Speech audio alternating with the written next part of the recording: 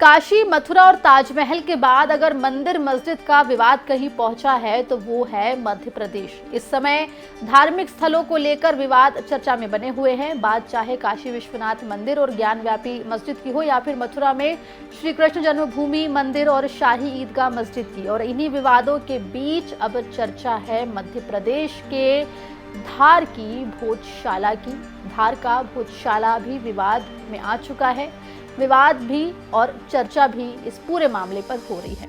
दरअसल मामला क्या है, इंदौर हाईकोर्ट बेंच में धार भोजशाला का मामला पहुंच गया है। एक याचिका दायर की गई है। इस याचिका में यहां पर सरस्वती देवी की प्रतिमा स्थापित करने और पूरे भोजशाला परिसर की फोटोग्राफी, वीडियोग्राफी करवाने की मांग की गई है। इसके साथ ही यहां पर नमाज बंद कराने की मांग भी इस याचिका में की गई है। वहीं धार का भोजशाला विवाद नया नहीं है। बसंत पंचमी आते ही यहाँ का विवाद चर्चा में आ जाता है। यहाँ कई बार सांप्रदायिक माहौल भी गर्म हो चुका है। फिलहाल यहाँ मंगलवार और बसंत पंचमी के दिन सरस्वती की पूजा करने की इजाजत है। वहीं शुक्रवार के दिन यहाँ पर नमाज पढ़ी जाती है। लेकिन अब हिंदू पक्ष ने मांग की है कि यहाँ पर नमाज को बंद किया जाए, पूरी तरीके से बंद किया जाए और पूरा परिसर हिंदुओं के हवाले किया जाए। भोजशाला का विवाद समझने से पहले यहाँ का इतिहास भी समझना जरूरी है। तो हम इस वीडियो में क्या है भोजशाला का इतिहास और क्यों चल रहा है ये विवाद, ये समझाने की कोशिश करेंगे। तो सबसे पहले बात करेंगे भोजशाला के इतिहास की। आपको बता दें कि कुछ हजार साल पहले धार में परमार वंश का शासन था। यहाँ पर 1000 से 1055 ईस्वी तक राजा भोज ने शासन किया। राजा भोज सरस्वती देवी के अनन्य भक्त माने जाते थे। उन्होंने 1034 ईस्वी में यहाँ पर एक महाविद्यालय की स्थापना की, जिसे बाद में भोजशाला के नाम से जाना जाने लगा। इसे हिंदू सरस्वती मंदिर भी मानते हैं। वहीं ऐसा कहा जाता है कि 1305 ईस्वी में अलाउद्दीन खिलजी ने भोजशाला को ध्वस्त कर दिया। बाद में 1401 ईस्वी में दिलावर खान गौरी ने भोजशाला के एक हिस्से में मस्जिद बनवा दी। वहीं 1514 ईस्वी में महमूद शाह खिलजी ने दूसरे हिस्से में भी मस्जिद बनवा दी।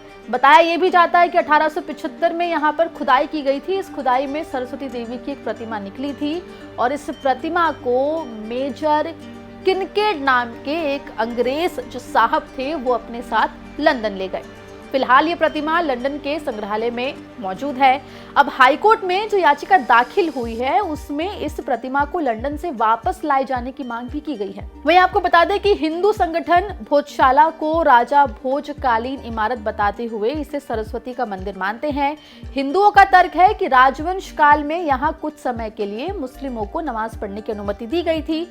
दूसरी ओर मुस्लिम समाज का कहना है कि वो सालों से यहाँ पर नमाज पढ़ते आ रहे हैं। मुस्लिम इसे भोजशाला कमाल मौलाना मस्जिद कहते हैं। अब आप सोच रहे होंगे कि मस्जिद था तो आखिर नमाज पढ़ने की अनुमति क्यों दी गई और यहाँ पर पूजा और नमाज की अनुमति भी कैसे मिली, तो ये भी हम आपको यहाँ पर समझा देते हैं। दरअसल बताया जाता है कि 1909 में धार रियासत ने भोजशाला को संरक्षित स्मारक घोषित कर दिया था। बाद में इसे पुरातत्व विभाग यानी कि ASI आर्कियोलॉजिकल डिपार्टमेंट जो है इंडिया का, उसको सौंप दिया गया।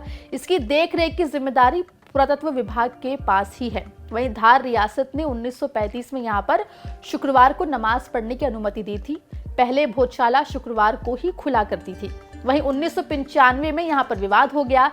इसके बाद मंगलवार को पूजा और शुक्रवार को नमाज पढ़ने की अनुमति दे दी गई।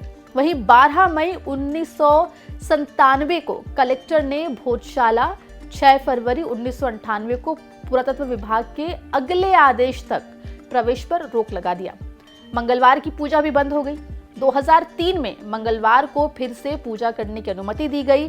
पर्यटकों के लिए भी भोजशाला को खोल दिया गया। वहीं 2013 में बसंत पंचमी और शुक्रवार एक ही दिन पड़ गया, जिससे यहाँ पर माहौल बिगड़ गया। हिंदुओं ने जगह छोड़ने से इनकार कर दिया।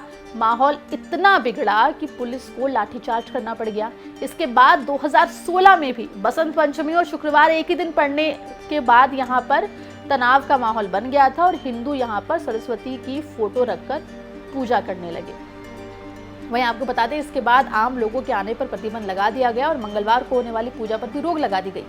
वहीं सिर्फ वसंत पंचमी के दिन पूजा और शुक्रवार को ही नमाज पढ़ने की अनुमति दी गई। वहीं 31 जुलाई 1997 को ये प्रतिबंध हटा दिया गया था। तो देखिए, बाकी जगहों की तरह भी भोजशाला का विवाद भी कोर्ट पहुंच चुका है कोर्ट ने याचिका को एक्सेप्ट कर लिया है। इस मामले पर अब सुनवाई भी जल्द ही शुरू हो जाएगी।